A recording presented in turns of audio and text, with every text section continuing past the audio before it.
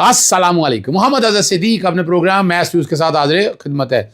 17 सितंबर 2025 अप्रैल से कह रहा हूं कि सितमगर होगा। और आप देख लें ये सारी चीज़ें, यानी जो मैंने बातें कही हैं वक्त के साथ साथ आप लोगों के सामने बड़ी वजाहत के साथ आई हैं। मैं काफ़ी अर्से कह रहा हूं कि सितमगर होगा और उसमें आप चीज़ें बड़ी वजाहत के साथ देख रहे हैं। कुछ इशारातन करके मैं बता दूंगा आज के टॉपिक मेरे क्या हैं। 3 बड़े इशू आ गए। अदालतों के हवाले से अब मामला किसी और तरफ निकल रहा है। इसमें वकला जो है ना अब इकट्ठे होंगे, इकट्ठे काफ़ी हद तक हो जाएंगे। जो चंद हुकूमती वकला ना, अब यहाँ कोशिश की जाएगी कि सुलह सफाई कराई जाए। यहाँ यह समझना है ये एक ट्रैप होगा। मैं आपको बता दूँ आपको अब चीज़ें जो है ना किसी बैकफुट पे जा रही हैं। नवंबर तक चीज़ों को किसी एक शक्ल आनी है। और हाजी साहिबान जो है ना उनको भी ज़रा समझना है सारे मामले के अंदर क्या होने जा रहा है। कॉमनवेल्थ की रिपोर्ट इलेक्शन के बारे में आ गई और अभी सियासी कुछ मामले भी उठने वाले हैं। लंदन तवज्जो का मरकज़ बन चुका है। लंदन में कौन सी मीटिंगें चल रही हैं आने वाले दिनों में आपको पता चल जाएगा। सही है ना जी। और हाइब्रिड प्लस का निज़ाम और अदालती निज़ाम लड़ाई एक शुरू हो चुकी हुई है। यहाँ पर चल सकेगी या नहीं चल सकेगी। इस्लामाबाद हाई कोर्ट और आला अदलिया के जजेस की खामोशी, बाकी हाई कोर्ट के जजेस इस मामले में क्यों खामोश है। कल किसी भी जज को निकाल दिया जाएगा सारे मामले के अंदर। यहाँ तमाम जजेस को इकट्ठे होना चाहिए सारे मामले के अंदर और इस तरह के किसी मूव को सपोर्ट नहीं करना चाहिए। और इमरान खान साहब का ट्विटर अकाउंट का बड़ा चर्चा दोबारा क्यों शुरू हो गया। मेरे सामने ये 2 केसेस पड़े हुए हैं। एक PLD 2010 सुप्रीम कोर्ट 62, ये फैसला है जस्टिस इफ्तिखार चौधरी साहब को काम से रोकने का बगैर किसी ऑर्डर के। सुप्रीम जूडिशल काउंसिल के अलावा नहीं रोक सकती। और एक हाईकोर्ट का जज दूसरे हाईकोर्ट के जज के अगेंस्ट कोई नहीं आ सकता। गुलतेज केस है PLD 2021 सुप्रीम कोर्ट 391। यानी ये समझना है आप इस बात को सामने रखते हुए। बैरिस्टर गौर ने कह दिया कि जजों की अपनी लड़ाई हो। जजों की लड़ाई का इशू नहीं है जनाब गौर साहब, यहाँ अदलिया की आज़ादी का मसला है। आप जजों की लड़ाई से बाहर निकलें। आपको एक बात तय करनी पड़ेगी किसके साथ खड़े होना है। आप लोगों को वजाहत करनी पड़ेगी। आप आज़ाद मंच जजेस के साथ हैं या बाकी जजेस के साथ हैं, ये बताना पड़ेगा आपको। और अदालत और जजेस के तरीक़ाकार इख्तियारात के लिए कोई हदूद व अरबा रह तो नहीं गया। कवानीन से हटकर कोई बात तो नहीं हो रही, तो एतराज़ करते हैं फिर वो कानून बन जाता है। मरीम नवाज़ की तस्वीर पर एतराज़ तो पीका के तहत केस करना बनना शुरू हो गए। मर्जी के माजी से इतलाक़ हो जाते। ऐसा ही इस्लामाबाद हाई कोर्ट में भी देखने को आया, जो कि एक बड़ी दिलचस्प सूरत हाल है। जस्टिस तारक महमूद जहांगीरी और जस्टिस मोहम्मद सरफराज डोगर के हवाले से बड़ी डेवलपमेंट सामने आ गई है। अदालत से एक मामला सामने आया है जो कि बेंचेस के केस ट्रांसफ़र के हवाले से है। इस्लामाबाद हाई कोर्ट में गैर मामूली सूरत हाल है। चीफ जस्टिस साहब की कॉल लिस्ट मनसूख। जस्टिस सिमन रिफत साहिबा भी कोर्ट नहीं आई। जस्टिस अरबाब पहले ही 3 रोज़ा तातीलात पर हैं। जस्टिस खादम हुसैन सोमरू भी 2 दिन से नहीं आ रहे और तकरीबन एक तरह से डिसफंक्शनल हो गई है इस्लामाबाद हाई कोर्ट।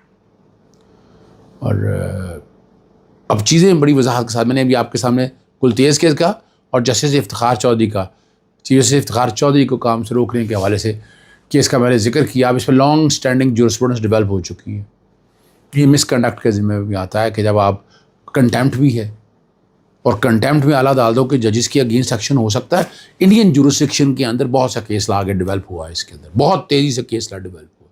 हमारे यहाँ डेवलप नहीं हो सका, एक अलग बात है, लेकिन वहाँ ऐसा हुआ है कि अब सिटिंग जजेस ऑफ सुप्रीम हाई कोर्ट्स के सुप्रीम कोर्ट जो भी आप कहें उनके अगेंस्ट कार्रवाई हो सकती है कि जब आप ऑर्डर की वायलेशन करें। अब यहाँ ऑर्डर की वायलेशन तो है, ऑर्डर पास हो गया, जारी भी हो गया, कॉल लिस्ट कैंसिल भी हो गई, जस्टिस तारक महमूद जहांगीरी को काम से भी रोक दिया। लेकिन इस पे जो नई डेवलपमेंट जो सामने आई, इस्लामाबाद बार एसोसिएशन खुल के सामने आई। अब उसकी फेवर में इस्लामाबाद हाई कोर्ट बार को भी खड़ा होना पड़ा कि इस्लामाबाद बार काउंसिल के फैसले को मानना पड़ा। हड़ताल के हवाले से जजेस वैसे ही नहीं थे तो हड़ताल कर दी गई। अब ये चीज़ें सारी समझना है। इसके साथ इलेक्शन जुड़ा हुआ है। मैंने आपको पहले कहा था कि जो इलेक्शन सुप्रीम कोर्ट बार का पहले इलेक्शन कराया वो मकसद ये है हमारे इन दोस्त ग्रुपों का कि ये इलेक्शन जीत जाए और ये इसी तरह दाल रोटी बिकती रहे। اور رول آف لا اور یہ جو ہمیشہ یہ بات آتا رہا باریں ہمیشہ اینٹی اسٹیبلشمنٹ رہی ہیں، اس کو کس جگہ لا کر کھڑا کر دیا. یہاں تو اب کٹہرے میں یہ سارے کھڑے ہو گئے ہیں، پاکستان بار کونسل کے بیشتر ہمارے دوست کھڑے ہو گئے، اور بڑا یہ الیکشن سپریم کورٹ بار کا بڑا مشکل پیدا کرے گا ان سب لوگوں کے لیے. ہمارے ہم دوست ہیں جہانگیر جدون صاحب، وہ سابقہ ایڈوکیٹ جنرل اسلام آباد ہے، دوست ہیں، مسلم لیگ نون سے بڑا ایک تعلق رہا ہے، اور ان کے دور میں وہاں پر کام کرتے رہے ہیں.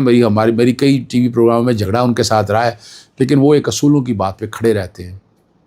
اور انہوں نے جو پیش رفت ہے کہ وہ آرڈر کی جو پروسیڈنگس ہے نا، رجسٹرار کو درخواست دی ہے کہ وہاں کی آڈیو اور ویڈیو ریکارڈنگ فراہم کی جائے، کورٹ کے اندر کیا ہوا اور بحث کیا ہوئی، ڈسکشن کیا ہوئی، یہ سارا جو ہے نا. اور کہا کہ میڈیا پہ وسیع پیمانے پر رپورٹنگ ہوئی ہے، اور ہاں یہی کہا کہ کوئی حکم جاری نہیں کر رہے، اور اعتراض کیس دور بھی ہونا تھا.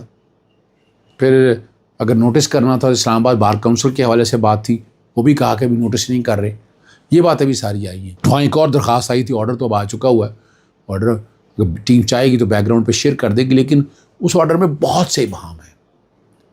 آرٹیکل 119(5) کے ساتھ ہائی کورٹ کے جج کے اگینسٹ ہائی کورٹ میں ریٹیفائی نہیں ہو سکتی.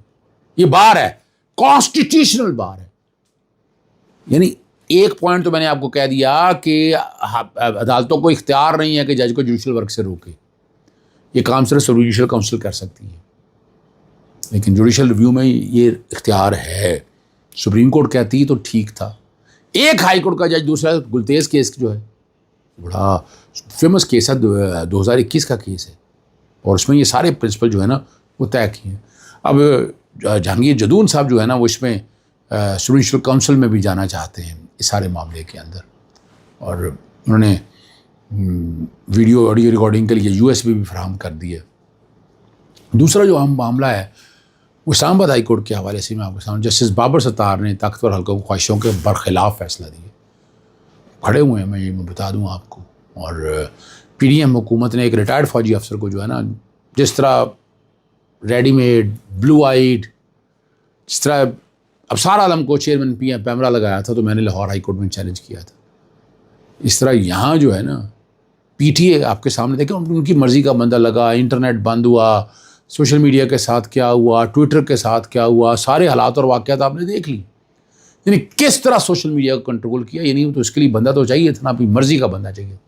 اور اس میں تاریخی طور پر دیکھیں جو ممبر ہیں وہ 3 ممبر ہیں پہلے آلریڈی، اور ان کی کوالیفیکیشن بڑی ہائی کلاس کوالیفیکیشن ہے. اور اس کے اندر آپ کو یاد ہے ممبر ایڈمن ہے کہ ایک نئی پوسٹ ایڈ کی، کابینہ نے اجازت دے دی، اور اس کی تعلیمی معیار بھی گرا دیا گیا ایڈمن کے معیار کا. یعنی باقی ہائیلی کوالیفائڈ ہے، اور ساتھ اب جیسے ہی وہ تعینات ہوئے ان کے یہ یعنی بعد میں بات ہے، یعنی پہلے تعیناتی ہوگی، بعد میں یہ امینڈمنٹ ہوئی، اور اس کے بعد اختیار وزیر اعظم کو دے دیا کہ ان 4 ممبروں میں صرف 4 میں تعداد اور جفت تعداد کا پرنسپل آپ کو پتہ ہونا چاہیے. 3 رکھے جاتے ہیں، 5 رکھے جاتے ہیں، 7 کہ اگر فیصلے کا ڈفرینس ہو تو کاسٹنگ ووٹ جو ہے نا وہ رزلٹ لے کر دے سکے. تو اس فیصلے کی جسٹس بابر ستار نے بڑی وضاحت کے ساتھ ساری باتیں ایکسپلین کی ہیں، کس طرح اشتہار دیا گیا، پھر اور جب عدالتوں میں معاملہ پہنچا گیا اور پسندیدہ امیدوار کو لگا بھی لیا گیا، تعلیمی معیار بھی کام کر دیا گیا. اور بڑی مزیدار بات ہے اس کے لیے 3 جو لوگ آئے ان میں PhD لیول کے پڑھے لکھے لوگ تھے، ٹھیک ہے نا جی. اور پہلے نمبر پر آنے والے امیدوار خط کے ذریعے اپنی دلچسپی ظاہر کی انہوں نے، مگر اچانک وہ پیچھے ہٹ گئے. یہ بھی بات ہے کہ وہ ممبر PTA بننے سے پیچھے ہٹ گئے. یہ تمام فیصلے جو ہے نا جو عوامی لحاظ سے عدالتی فیصلے کے پس منظر ہیں، جہاں جسٹس بابر ستار نے جو ہے نا انصاف اور میرٹ کی بنیاد پر یہ بات بڑی وضاحت کے ساتھ کی. میں آپ کے سامنے بار بار بتا چکا ہوں کہ یہ حقیقت ہے، ٹھیک ہے نا جی. اور بڑی وضاحت کے ساتھ ایک ایک چیز میں نے ایکسپلین آپ لوگوں کے سامنے کر دی. ایک سوال جو اب سوشل میڈیا کے اکاؤنٹ کے حوالے سے جو بات آ رہی ہے کہ عمران خان کا سوشل میڈیا اکاؤنٹ کون چلاتا ہے، یہ بات بڑی وضاحت کے ساتھ آ رہی ہے. عمران خان صاحب نے 2 ٹوک جواب بھی دیا ہے اور ایک اہم اشارہ بھی چھوڑا ہے، اور جواب میں انہوں نے صاف کہا ہے کہ مجھے معلوم ہے کہ کون چلاتا ہے، لیکن میں بتاؤں گا نہیں، چاہے جو مرضی کر لو. اور اشارہ یہ دیا ہے کہ اگر نام بتا دوں تو وہ شخص اغوا کر لیا جائے گا. یعنی اکاؤنٹ پاکستان سے ہی چل رہا ہے. یعنی بظاہر جو ہے تو یعنی باہر اگر ہیں تو باہر کوئی بھی اس معاملے کو کس طرح لے کے چلے گا، لیکن وہ سوشل میڈیا اس اکاؤنٹ نے یا آپ کے سوشل میڈیا نے مصیبت بڑی ڈالی ہوئی ہے۔ اور کنسپریسی تھیوری یاد رکھیے گا، میں تو آج سے نہیں بات کہہ رہا تھا، جب نیا نیا میڈیا آیا تھا، وہ کون عدالتوں کے بارے میں ہمارے میڈیا چینل نے چلایا، عدالتوں کے بارے میں مائنڈ سیٹ تبدیل کیا، پھر وہ دوستی کا نعرہ لگایا انڈیا کے ساتھ، وہ بھی میڈیا چینلز نے بنایا، اور وہ بھی ایک یعنی پہلے ہوتا تھا لوگ رائے بدلتے تھے، تو میڈیا کو اس حد تک انوالو کر کے کوشش کی، لیکن یہاں پاکستان میں مشکل پڑ گئی ان کے لیے کہ یہ میڈیا کو اس طرح اپنے کنٹرول میں کر نہیں سکے، چینل سارے بے وقت ہو گئے، سوشل میڈیا ہی چل رہا آگے، اور اس میں جو عمران خان کہتا ہے بات وہی مانی جاتی ہے۔ اجازت چاہتا ہوں، السلام علیکم، اللہ حافظ، پاکستان زندہ باد۔